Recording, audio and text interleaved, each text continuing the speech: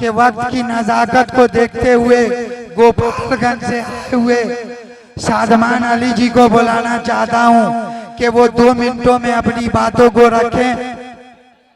उसके बाद शमा रोशन होगा, फिर 2 मिनट हमको सुन करके मोहतरमा हैना साहबा को सुनेंगे और फिर मुशायरा का लुत्फ लेंगे।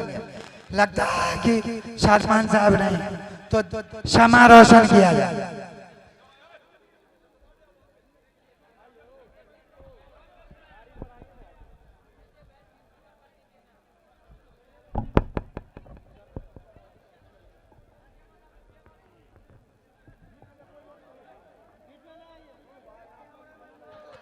मीडिया वाले भाइयों से आग्रह है कि आप रहें, लेकिन जो लोग इधर उधर भटक रहे हैं उनसे गुजारिश है आप बैठ जाइए।